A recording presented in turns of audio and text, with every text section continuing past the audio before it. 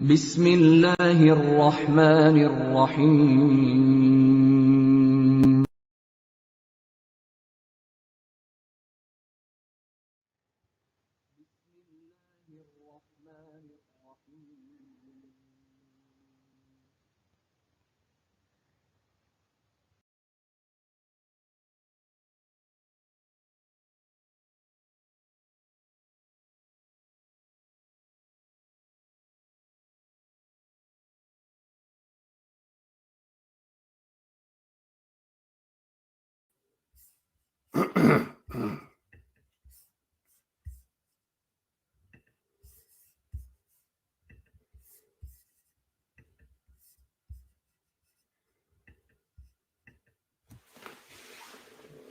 Assalamu alaikum.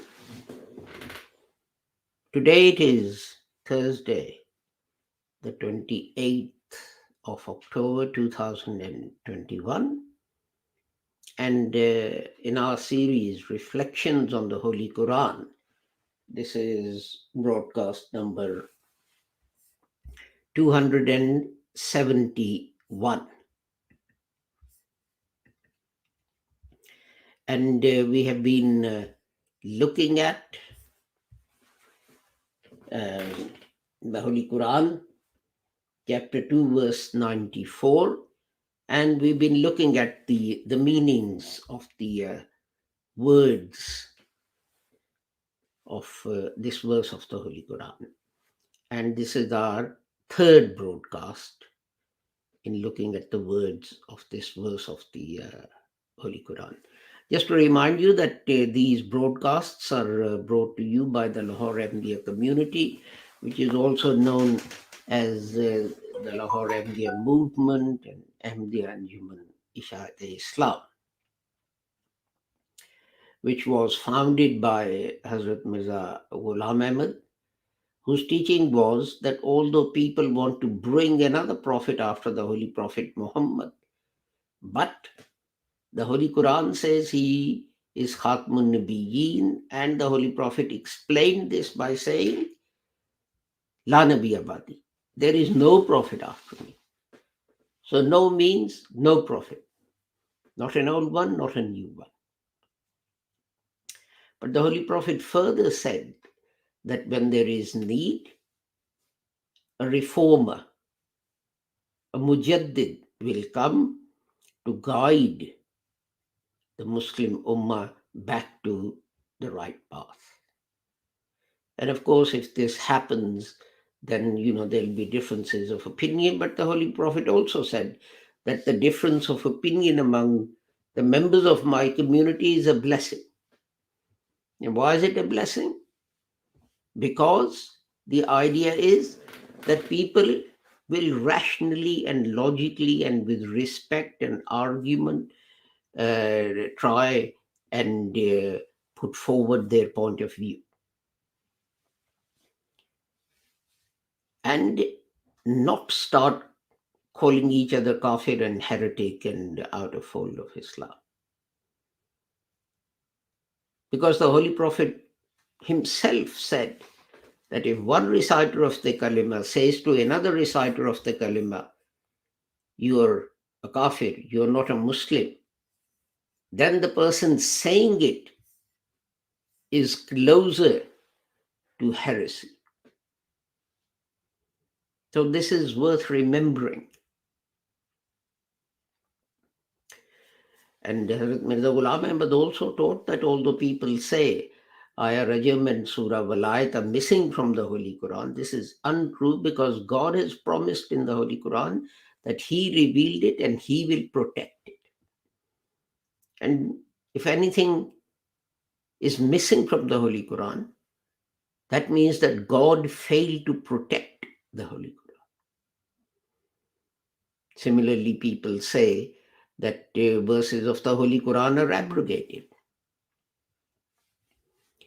But Hazrat Mirza Ghulam Ahmad taught that no verse of the Holy Quran was, is, or ever shall be abrogated.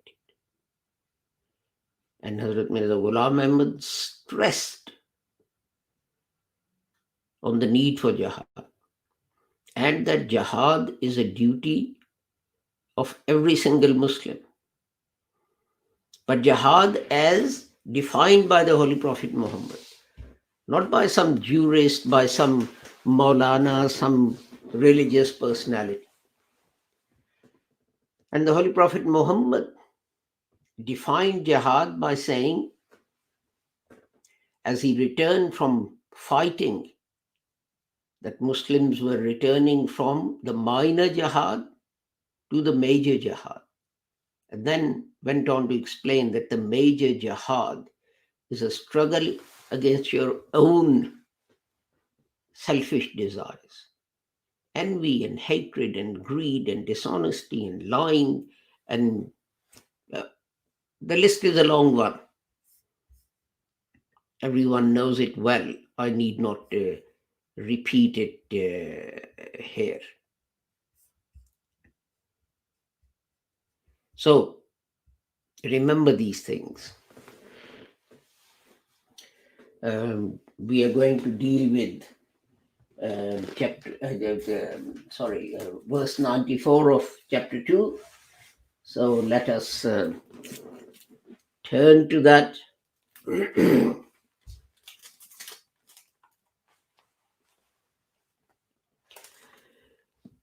أعوذ بالله من الشيطان الرجيم بسم الله الرحمن الرحيم قل إن كانت لكم الدار الآخرة عند الله خالصة من دون الناس فتمنوا الموت إن كنتم صادقين.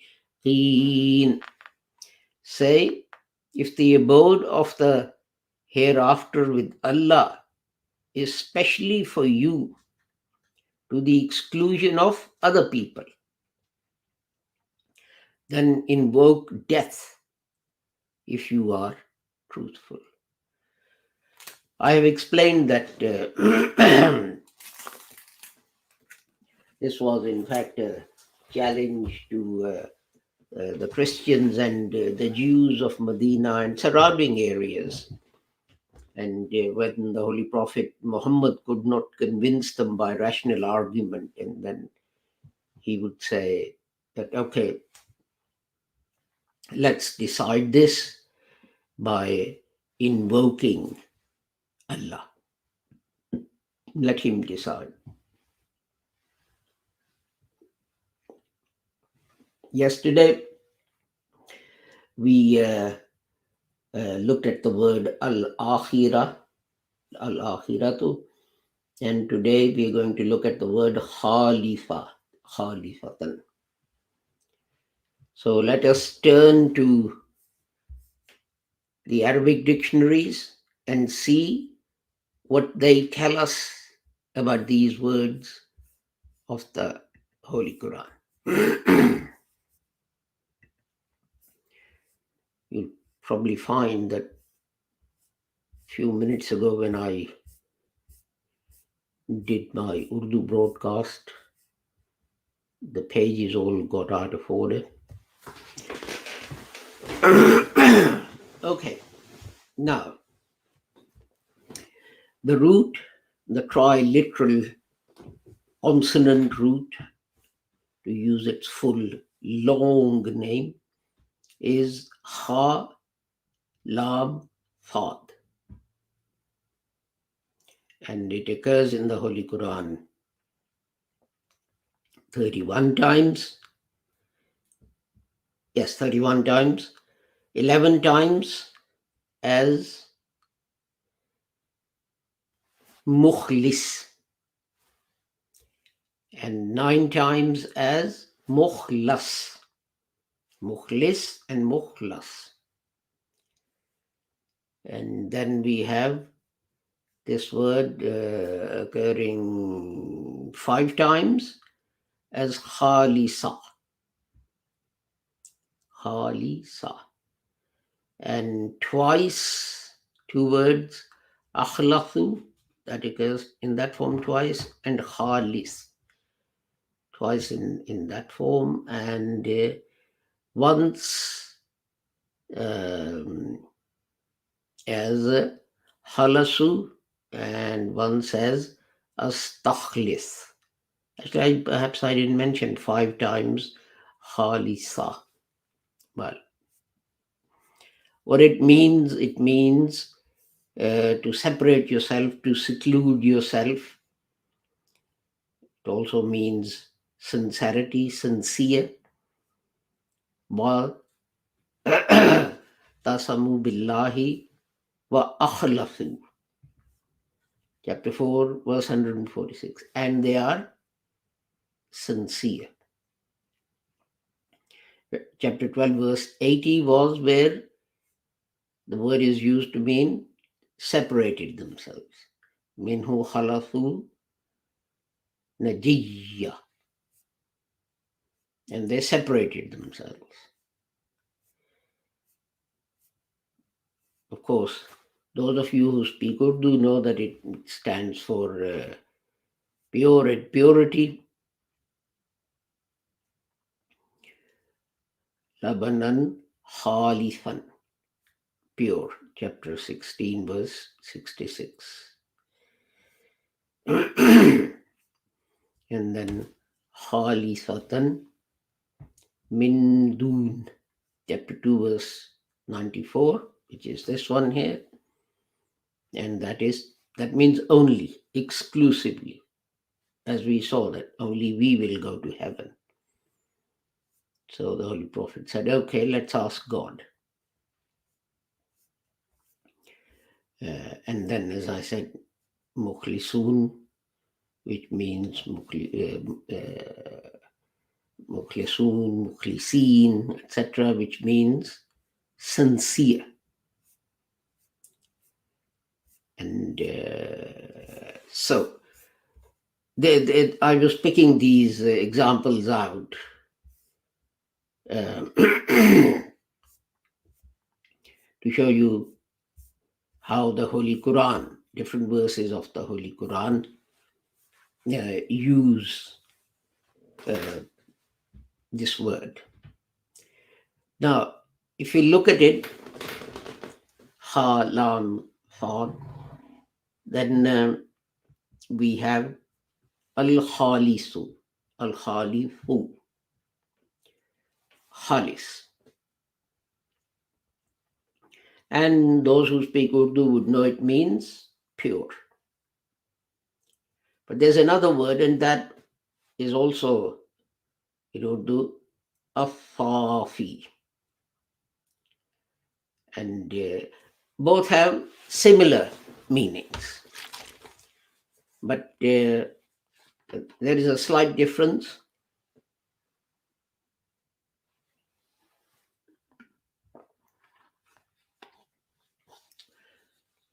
There's a slight difference in that Asafi means something that was always pure. You know, like you milk a cow, and that is pure when it comes out. So it's like that. But khalis is something which had some adulteration, something else mixed up with it, but then it was purified. Then it was purified. As I said, if you look at chapter 12, verse 80, Palam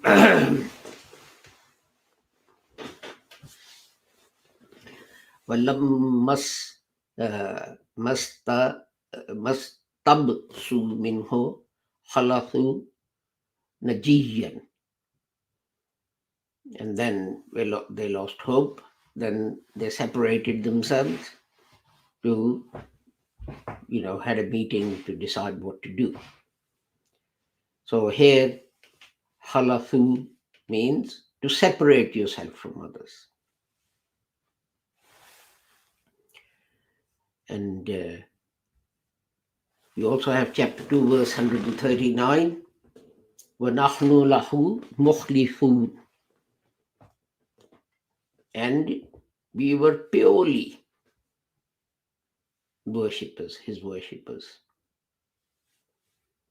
But the interesting thing is that you have to remember, and look at chapter 12, verse 24. إِنَّهُ مِنْ عِبَادِنَا الْمُخْلَصِينَ.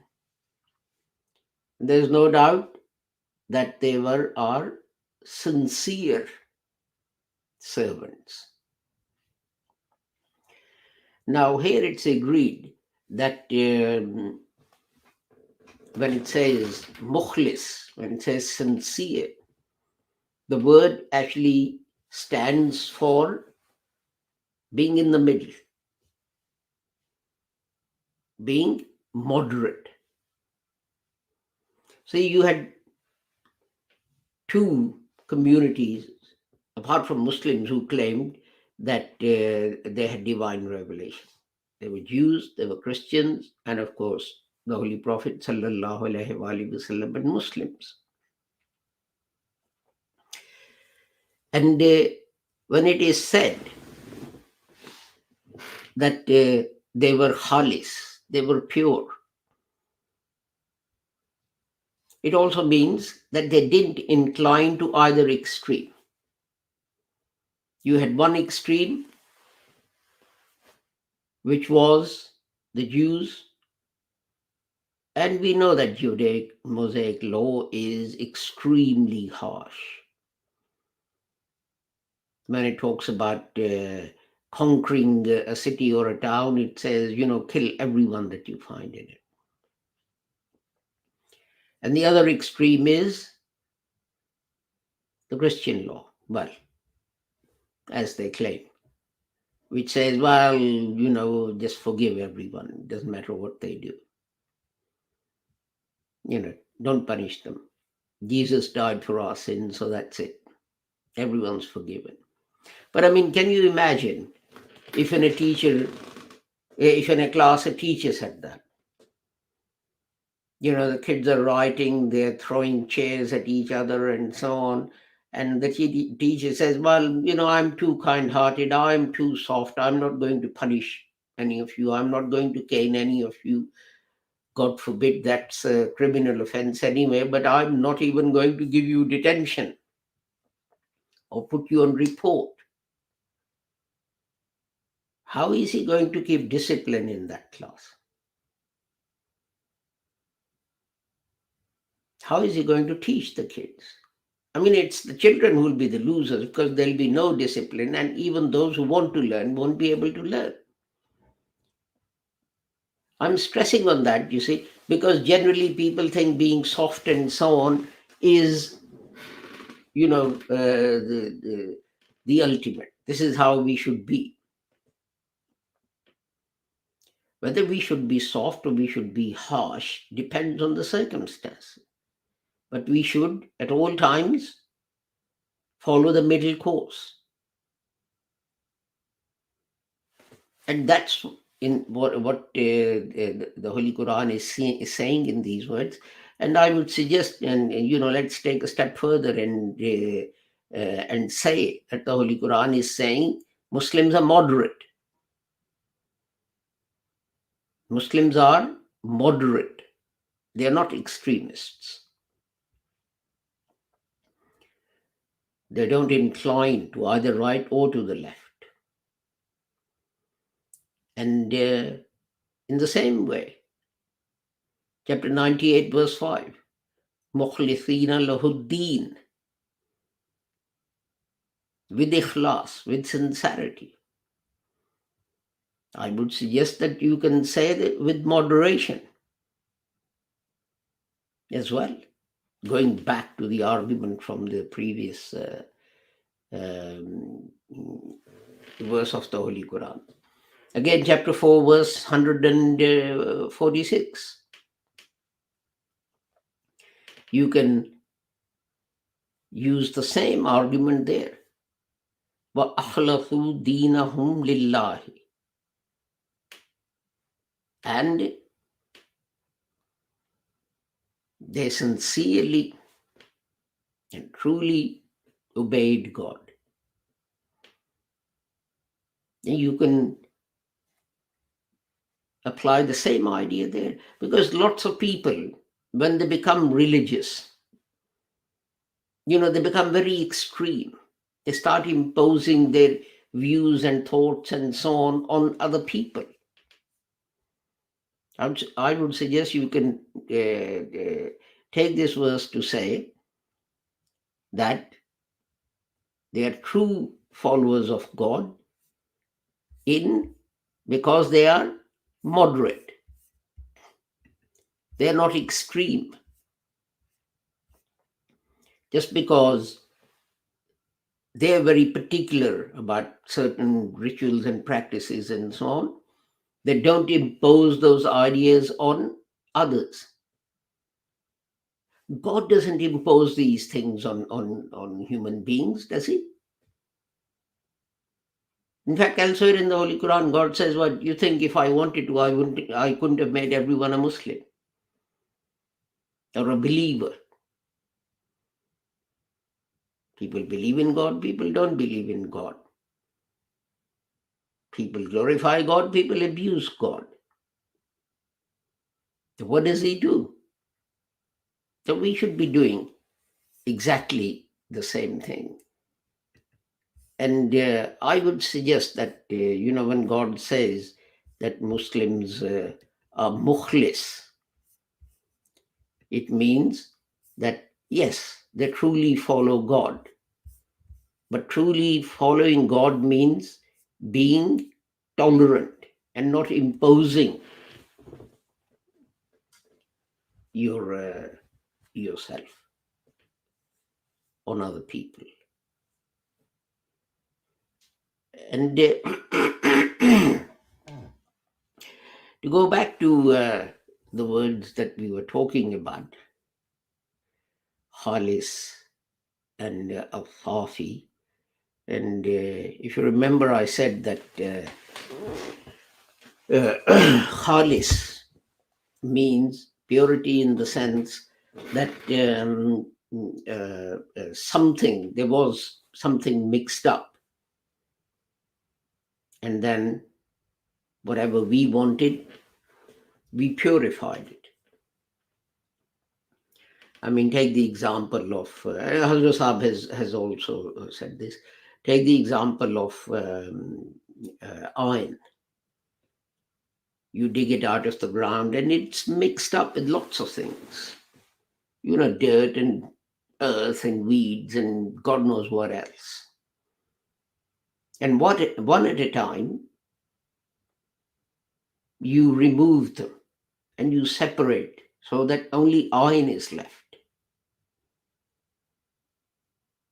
And then what's the next step? You heat it. You heat it to a very high temperature until it melts. And then you turn it into steel. So this is worth remembering, that it is the heat of difficulties, trials and tribulations that firms your faith. You can either say, why me? And just move away from God. Or you can say that, God must have a purpose in this, which I don't understand. But I bow my head to his decisions, and I will only pray to God to make me steadfast in his way, rather than complain about what has happened. And this example is very relevant, and Hazrat Sahib Hazrat Mirza Ghulam Ahmad Sahib Rahmatullah Alayh has mentioned it. And he has said that if you as Ahmadis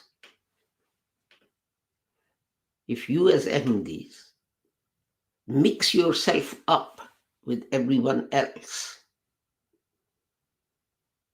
and don't separate yourself as a community, then you will start to follow them. You live in a street. You hide the fact that you're an Ahmadi because, people won't like it. And then someone in the family dies and everyone comes round and they say, when are you going to do Chalis for the 40 days? And when are you going to do this? And when are you going to do that? All practices alien to Islam. The Holy Prophet didn't have 40 days. The companions of the Holy Prophet didn't have 40 days. So where does this 40 days come from? But you are going to do it. And why are you going to do it? Because that's right. You don't want the other people to think ill of you. What kind of Muslim is he? He's not doing 40 days for his whoever it is who's passed away. How mean is he? He'd have to spend a little bit of money, and this is why he's avoiding it. If you mix up, remember, there is a difference. Hazrat Sahib is not saying that these people are not Muslims. Everyone who recites the kalima is a Muslim. What Hazrat Sahib is saying, don't become dependent on them so much that you then find yourself forced to leave the right path to please them. So you prefer to please them rather than please God. You hold 40 days. Why? Because your neighbors will be happy. Your colleagues at your office or whatever will be happy. Not because God will be happy. People will come and, they'll have a sumptuous meal, criticize the cooking and the food and so on. And I'm certain most of them who claim that they read the Quran for the deceased before they came to the party, so that's what it is. Haven't done so. I was at, someone died and we went round. And they happened to be having 40 days. So respectfully, we sat down as well. And then other people started coming. And there was this person with the pencil and paper. How many Qurans did you recite? I mean, there was only, 5 days notice of this function. This person, I recited 10 Qurans. How many did you recite? I recited 5 Qurans. I recited 15 Qurans. I recited 3 Qurans. And this person was writing them all down and at the end added them up and announced 5,000 Qurans had been recited and blessings given to the deceased and so on. If these people only had 5 days notice of this function, how could anyone recite from beginning to end the Holy Quran 10 times? Weren't they doing anything else? So 5 times. So you see, this is the thing, that this was all done. Why? To please people. What will people say? Yeah. And that happens. Why does that happen? When your hearts are not mukhlis. They're not pure. There's adulteration. There's love of the world in your heart. You want to please the world. You don't want to please God. And this is why, as Rasab said, form your own strong community. He said, have connections, friends, and, interaction with the Hindus and Christians and Sikhs and everyone else. I'm not saying don't have any interaction with them. But don't mix yourself up with others so much that you then end up doing un-Islamic things just to please them, even though it might anger God. So our time is up. We are a few seconds over. Just to remind you that our next broadcast will be tomorrow at 1300 hours UK time, which is the Friday sermon, which is in English. And then on Saturday, there is a WhatsApp group called Pure Discussions, on which there is an Urdu broadcast for an hour, which will be on the fact that Sharia is being implemented in the West and how it is being implemented. So with the prayer that whoever you are and wherever you may be, may Allah keep all of you safe and sound and free from harm. I take my leave of you. Assalamu alaikum, Khuda Hafiz, and goodbye.